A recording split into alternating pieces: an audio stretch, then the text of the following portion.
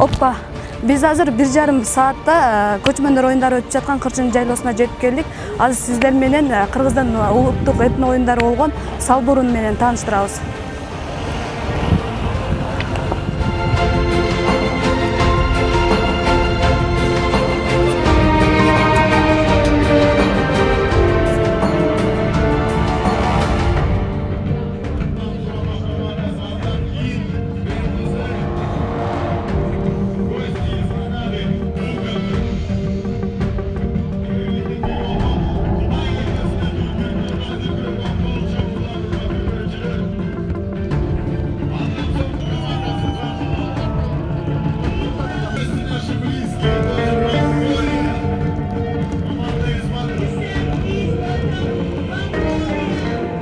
Өзүңүздөр күбө болуп тургандай, колдоруна бүркүттөрүн кондуруп, тайгандарын кармап, бир канча мамлекеттин салбуруунчулары өздөрүнүн өнөрлөрүн көрсөткөнү алдында турат.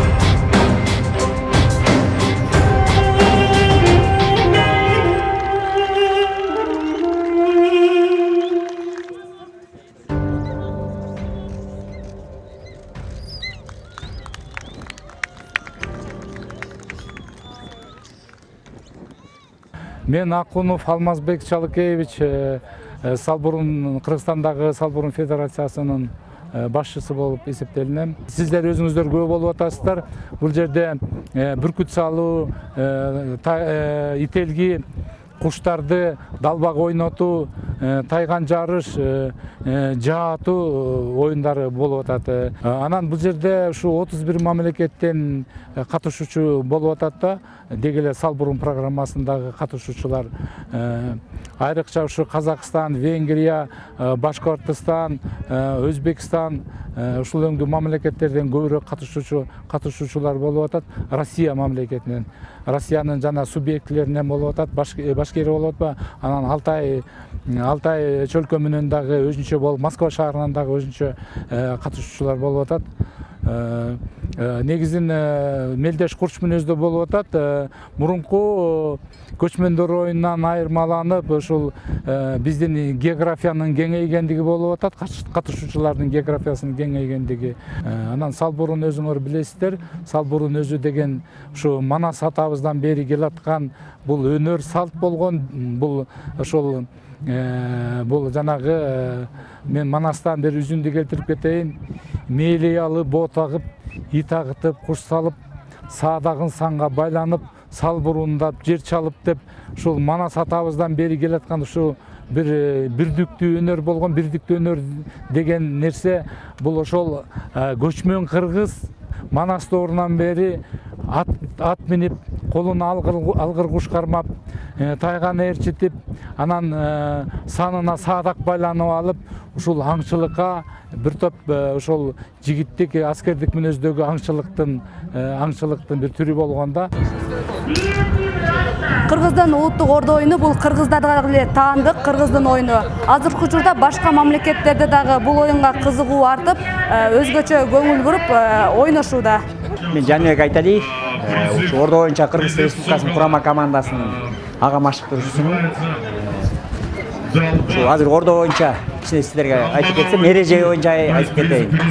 Ушу азыр командалар 7ден, ар бир командада 7ден оюнчу чыгып ойнойт. Ар бир оюнчунун 5ден, ар бир оюнчуга 5ден чүкө эсептелип салынат да. Ошондо 14 киши болот, 14 кишиге 70 чүкө. 70 чүкөнүн экөөнү алып ордуна хан салабыз. 68 чүкө анан хан салынат. Азыр мына ушул жерден баштаса болот. Томпойду бул ордонун томпой менен атабыз. Томпойду мындай ар ким өзүнүн колуна ылайыктуу томпой кылып алат дагы. Мындай туп кармайт. Томпой ушундай таза, чабылбаган томпой болуш керек. Ушу томпой менен чүкөнү атып, аттыруу менен оюн алышалы, оюн башталат. Анан бул кайсы жаныбардын бул эми биздин кара мал, уйдун, букалардын, чоң-чоң бодомалдардын эмесинен алабыз. Чүкөнү болсо өзүңөр билгендей койдун чүкөсүнөн алабыз. Койдун чүкөсү бул уйдуку. Оюн башталганда оюндун эрежесине токтолуп кетсек, буну биринчи топ атышат. Топ атмай деп коюшат, анан чертмей деп коет. Черткени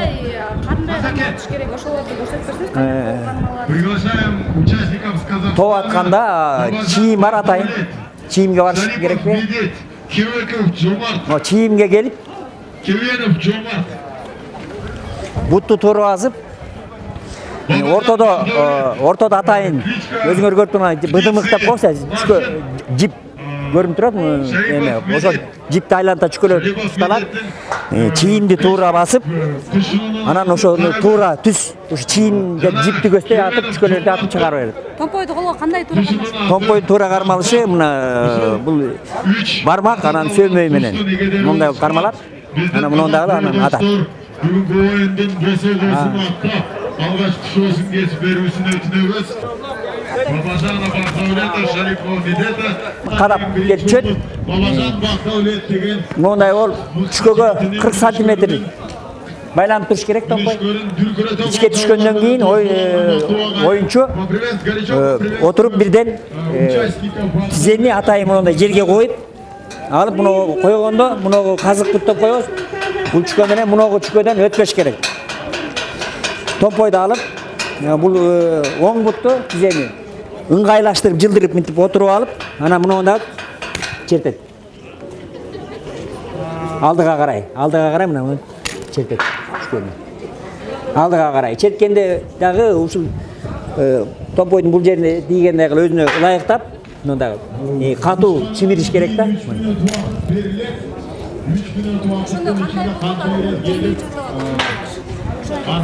Жеңүүчү аталыш үчүн ошо команда ортодогу 68 түшкөнүн 63 түшкө ханы менен алып кетсе жеңүүчү болуп аталат.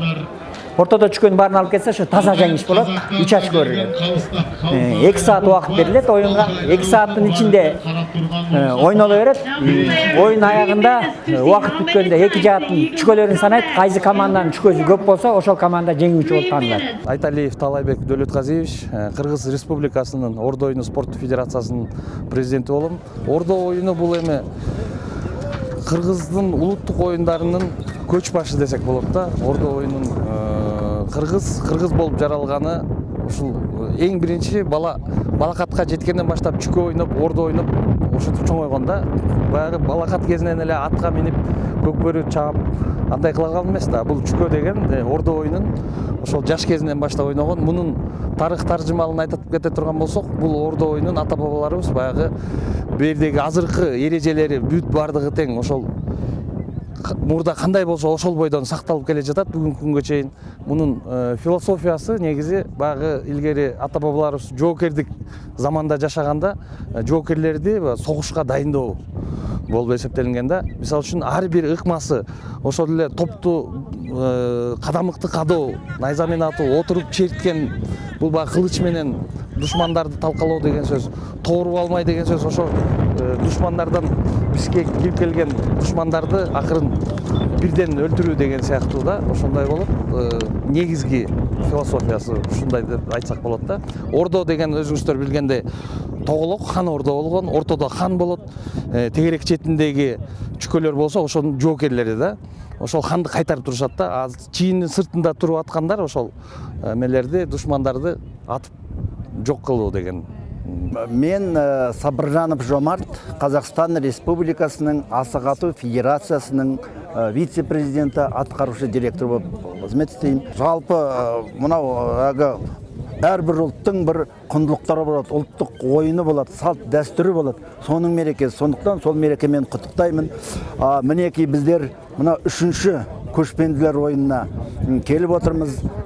Біз біріншіге де қатысқанбыз, екінші ойынға да қатысқанбыз, міне үшінші ойынға қатысып отырмыз. Біз осы қырғыз халқының ұлттық спорт түрі ордо ойынын соны үйреніп, соны өзімізде дамытып, Қазақстан Республикасында оқушылар арасында, жастар арасында соны халықаралық деңгейге шығуға атсалысудамыз. Азыр Ордодо Казакстан курама командасы ойын көрсөтүп жатат. Эске сала кетсек, Ордо оюнуна АКШдан, Казакстандан, Орусиядан, Чехиядан, Монголиядан оюнчулар келишкен. Айсара Тыналуу кызы, Күлчөрө Казымкулов, Нью ТВ, Кырчын.